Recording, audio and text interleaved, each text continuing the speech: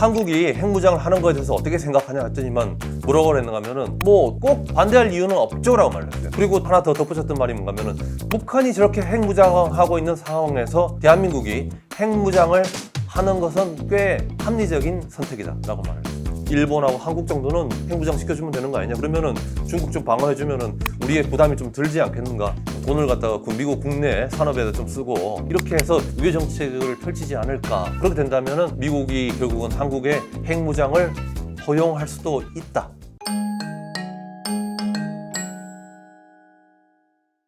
안녕하세요. 국제시사문예지 파도의 김동규 편집장입니다. 오늘은 지난주에 이어서 핵 전략에 대해서 좀 더 이야기를 해볼까 하는데요. 북한 핵 문제 이야기를 잠깐 해보겠습니다. 한국의 재래식 군비가 세계 5위 정도 된다고 그래요. 그리고 북한은 재래식 군비가 2년 전 우크라이나보다 약해요. 지금 한 30위 정도 될까 말까 그래요.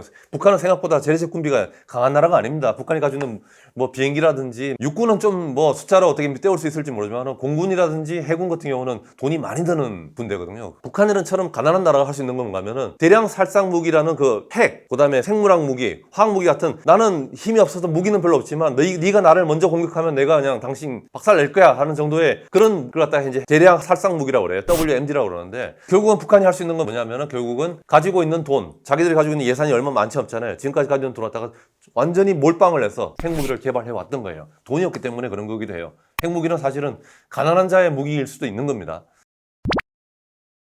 안보 딜레마라는 게 있어요. 우리가 봤을 때 우리는 굉장히 착한 사람들이잖아요. 동네에 어디 이사를 갔더니만 이 동네가 조금 분위기가 마음에 안 들어요. 뭐 마음에 안 들어가지고 불안해요. 그래서 저는 제 몸을 지키기 위해서 칼을 갖다 하나 샀어요. 칼을 사가지고 옆에다 차고 다녀요. 제가 칼을 차고 다니면은 저는 안심이 좀 돼요. 아, 이건 나쁜 놈들 내가 공격을 했다 내가 막아야지. 그런데 반대로 옆에 있는 사람들, 상대방은 제가 착한지 안 착한지 알 길이 없잖아요. 그러니까 그 칼을 가지고 자기를 공격한다고 생각하지는 몰라요. 저 몸을 갖다 지키기 위해서 칼을 차고 다니면은 제 주변 사람들이 제가 무서워서 자기들도 칼을 갖다 차기 시작해요. 그러면은 얘들 다 칼들이 이제 많아지기 시작하잖아요. 그다음부터 저는 더 위험하니까 총을 가지고 다녀야 될지도 몰라요. 안보 딜레마라는 거는 뭔가 하면, 내가 내 몸을 지키기 위해서 무기를 가지면은 상대방들이 무서워서 또 무기를 가지게 되는 거예요. 안보에 너무 걱정이 많아가지고 무기를 가지면 가질수록 안보가 나빠져요. 그 동네는 분위기가 흉흉해지는 거예요. 대한민국이 세계 군사력 4위, 5위 되면은 이제 4위하고 앞으로 3위도 하고 중국 정도는 한번 따라잡아 봐야지 해서 2위까지 되고 뭐 이렇게 생각할 수 있을지도 모르겠어요. 근데 그러면 그럴수록 북한 입장은 굉장히 무섭습니다. 북한 입장에서 한국을 못 믿는 거고, 그러니까 남의 나라는 다 나쁜 놈이거든요. 그런 점에서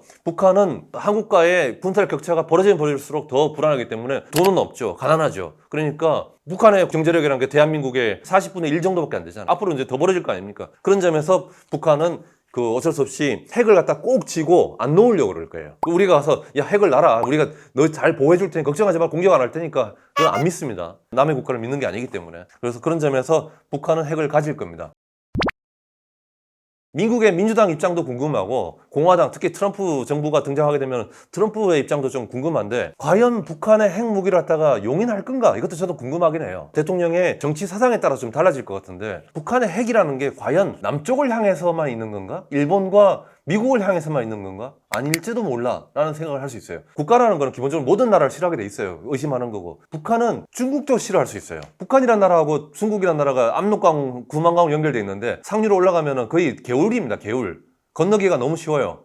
그런 점에서 북한이라는 나라가 독립을 할 때 그 독립성을 유지해야 될 거 아니에요. 유지하는데 수백만 명의 중국 군대가 만주에 있잖아요. 만주에서 북한의 침범에 들어갈 수 있다고요. 그러니까 어쩌면은 북한의 핵무기가 중국을 갖다가 겨냥하는 것일 수도 있다라고 미국은 판단할 수 있어요. 그런 점에서 미국이 북한을 갖다가 중국으로부터 약간 독립시키기 위해서, 북한이 완전히 미국에 가까워지기 전까지는 중국이 무력으로 개입할 수도 있잖아요. 그걸 막기 위해서 북한의 핵무장을 갖다가 용인할 가능성도 있습니다. 그러니까 사실은 알 수가 없어요. 그거는 미국의 대통령에 따라서, 미국의 안보 참모들에 따라서, 국무부의 입장에 따라서, 국방부 입장에 따라서 계속 바뀌는 거기 때문에 알 수는 없어요. 근데 많은 시나리오는 우리는 가지고 있어야 돼요. 그런 점에서 우리가 하나는 최소한 알 수 있어요. 뭔가 하면은 북한은 당분간 핵무기를 갖다가 꼭 쥐고 놓지 않으려고 할 것이다. 나중에 미국과 협상해서 핵무기 40개 가지고 있는 중에서 협상 카드로 한두 개는 내놓을지 몰라도 그 많은 걸 40개 전체를 갖다 내놓지는 않을 것이다. 그건 확실합니다. 그런 상황에서 우리가 핵을 가져야 될 것이냐 말 것이냐. 만일 북한하고 우린 한국하고 전쟁을 했을 때 북한이 침공하겠죠.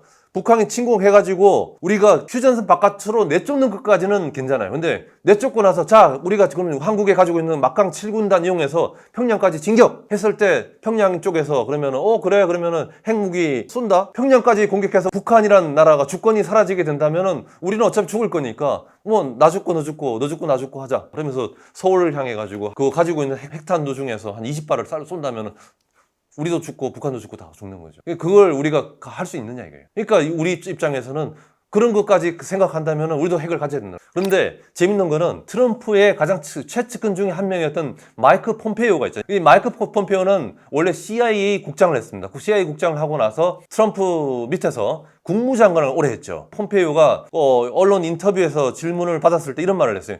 한국이 핵무장을 하는 거에 대해서 어떻게 생각하냐 했더니만 뭐라고 그랬는가 하면은 뭐 꼭 반대할 이유는 없죠 라고 말을 했어요. 그리고 하나 더 덧붙였던 말이 뭔가 하면은 북한이 저렇게 핵무장하고 있는 상황에서 대한민국이 핵무장을 하는 것은 꽤 합리적인 선택이다 라고 말을 했습니다. 그러니까 어쩌면은 트럼프가 집권하게 되면은 북한을 갖다가 살살 달래든지 해가지고 중국으로부터 좀 떼어놓고 사실 지금도 사실은 북한이 중국하고 사이 나쁩니다. 요즘 사이 많이 나빠졌어요.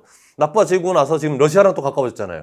러시아에 가까워지는 것도 어떻게 생각하면 지금 북한은 그 트럼프하고 협상을 다시 해보고 싶은 거예요. 트럼프가 지금 대통령 되기를 좀 굉장히 기원을 하고 있을 거예요. 예전에 싱가포르 회담하고 하노이 회담하고 지금 멈춰져 있잖아요. 그러니까 다시 그걸 이어가고 싶은데 트럼프는 중국을 굉장히 싫어하고 트럼프는 러시아를 꽤 좋아해요. 푸틴하고 친해요. 북한이 자기를 도와주는 국가가 뒤에 형님 국가는 하나 있어야 되는데 중국을 갖다 형님으로 삼으면은 트럼프하고 협상하기 어려우니까 러시아를 갖다가 형님으로 갈아타기를 해야겠다라고 생각한 것 같아요. 트럼프는 기본적으로 미국이란 나라가 전 세계를 갖다가 다 제국으로서 전 세계를 우리가 경찰 노릇을 하면서 다 우리가 보살피는 걸 하지 말자는 입장이거든요. 트럼프는 고립주의가 강한 사람입니다. 할 수만 있다면 주한미군도 빼고 싶을 거예요. 그렇다면 또 하나 질문하는 게 그럼 북한의 위협은 뭐 재래식 위협은 줄어졌다고 치지만 북한이 아직도 핵을 좀 가지고 있기 때문에 좀 무섭습니다. 아니면 우리가 또 중국하고도 앞으로 대립하는데 중국이 또 우리 대한민국을 갖다가 위협하게 되면 어떡합니까? 뭐 이런 등등등 핵에 대한 공포감을 이야기했을 때 그때는 마이크 폼페이오가 얘기했잖아요. 뭐 그런 경우는 뭐 핵무기를 갖다가 대한민국이 갖는 것도 꽤 레셔널하다, 합리적이다 라고 이야기하는 거고 그리고 더 하나 더 이해할 수 있다면 그쪽에 트럼프 머릿속에 아니면 마이크 폼페이오 같은 사람 머릿속에 있을 거예요. 그 유럽에서 보면은 결국은 미국에 가장 가까웠던 영국도 핵을 가지고 한 발짝 덜 가까운 프랑스도 핵을 가지잖아요. 두 나라가 가지잖아요. 그러니까 뭐 미국에서 봤을 때는 가장 가까운 게 일본이고 그다음 가까운 게 한국이니까 결국은 뭐 미국 쪽에서 생각했을 때 뭐 일본하고 한국 정도는 핵무장 시켜주면 되는 거 아니냐. 그러면은 두 나라 핵무장 해가지고 중국 좀 방어해주면은 우리의 부담이 좀 들지 않겠는가. 그럼 우리는 조금 더 돈을 갖다가 그 미국 국내 산업에다 좀 쓰고 이렇게 해서 미국으로 다시 돌아가자. 뭐 이런 식으로 외교 정책을 펼치지 않을까라고 생각할 수 있죠. 그렇게 된다면은 미국이 결국은 한국의 핵무장을 허용할 수도 있다. 미국이 핵무장을 허용한다 했을 때 어떤 일이 벌어지냐 돼서 이제 간단하게 말씀을 드리고 그다음에 오늘 이야기를 좀 마무리할까 합니다. 자, 미국이 한국에 대해서 허용을 했습니다. 미국을 포함한 서방 국가들이 형제 국가인 한국이 핵 가지는 걸 우리 허락하겠다 같이 갖자 자 했습니다. 그러면 우리는 얼마만큼 만에 어느 시간 안에 만들 수 있는가? 지금 여기 이코노미스트의 평가에 의하면 한국의 핵 기술 우리는 핵 발전소 수출하는 나라죠. 핵 발전 능력이라든지 핵 과학 내지 핵 공학 기술이 굉장히 발달하는 나라예요. 그런 점에서 이코노미스트는 아마 오케이 사인 나면은 1년 내에 아무리 늦어도 1년 내에는 핵무기를 갖게 될 거다고 봐요. 기술로 봤을 때는 1년 내에 만들 수 있습니다. 그런데 한국은 뉴멕시코 한 주에 땅 크기가 3분의 1밖에 안 되고요. 그리고 사람이 세계에서 가장 인구 밀도가 높은 나라입니다. 이 나라에서 어디서 실험을 합니까? 보통 실험이라는 게 대기에서 하는 방법이 있고요. 대기에서 하면 난리 나요. 대기하면은 공기가 오염되고 하기 때문에 중국이라든지 러시아, 미국 하여간 우리 주변 국가에서 난리가 나기 때문에 못합니다. 외기권에서는 못해요. 할 수 있는 거는 땅 밑에서 굉장히 깊게 박아가지고 지하에서 핵실험을 해야 되는데 지하에서 핵실험을 하더라도 땅이 흔들리고 인공 지진이 일어나요. 그리고 그 방사능이 일부 새어나옵니다. 자, 그걸 갖다가 어디서 합니까? 우리 인구가 가장 적은 어디 강원도에서 할까요? 여튼 간에 한국은 핵실험할 때가 많지가 않아요. 북한은 있습니다. 북한은 함경도 지대가 있고 북한이라는 나라는 독재 국가잖아요. 독재 국가니까 하라고 하면 한다고요. 그리고 주민들이 거기에 대해서 항의를 못할 거예요. 우리나라 같은 경우는 철도 하나 뚫는데도 환경 이야기해서 우리가 중단시키는데 저희가 핵실험을 좀 해야 되겠으니까 핵실험하면 인공지진이 한 5.0 정도 일어날 거고 그다음에 방사능이 좀 새어나올지 모르지만 여러분들 조국을 위해서 대한민국을 위해서 여러분들 좀 참아주시기 바랍니다. 여러분들 가능할 거라고 생각해요? 불가능합니다. 그리고 한국은 우라늄 농축을 할 권한을 못 받았기 때문에 우라늄 농축을 할 수가 없습니다. 시설도 없고 없습니다. 일본은 우라늄 농축하고 플루토늄 재처리를 갖다가 허락을 했기 때문에 할 수가 있어요. 근데 한국은 없어요. 우라늄 농축 안 되고요. 그 다음에 그 플루토늄 재처리할 수 있는 허락을 못 받았어요. 근데 다만 여지가 하나 있는 게 뭔가면은 사용 후 연료봉은 우리가 비축을 하고 있어요. 그게 굉장히 많은데 그 사용 후 연료봉을 가지고 재처리하도록 미국을 포함한 서방이 허락을 하면은 우리가 그때부터 재처리를 하면 돼요. 그리고 이 우리가 가지고 있는 비축해 놓은 연료봉, 굉장히 두꺼운 봉입니다. 봉. 철봉처럼 생겼는데 그 연료봉을 가지고 나면은 우리의 기술로는 핵탄두를 4,000발 만들 수 있습니다. 한국이 가지고 있는 연료봉이 그렇게 많아요. 우리가 할 수 있다면 결국은 가지고 있는 연료봉을 미국과 서방의 허락을 받아서 재처리하는 방법밖에 없을 거예요. 자, 이제 마지막 남은 단계가 있습니다.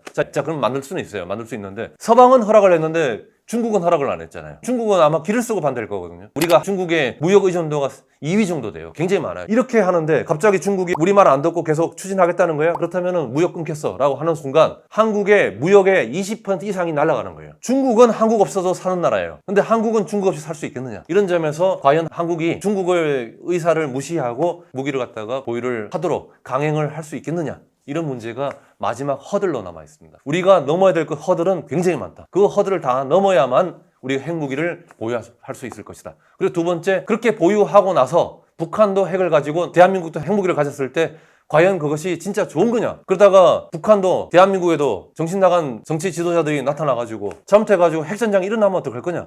핵전쟁이 일어나서 한민족은 역사에서 사라지는 거 아니냐? 뭐 이런 또 걱정도 할 수 있겠죠. 그런 점에서 여러분들은 그 핵과 관련돼서는 굉장히 신중하게 판단을 하셔야 될 겁니다. 오늘은 여기까지 말씀드리고요. 또 다른 이야기로 여러분들 찾아뵙도록 하겠습니다.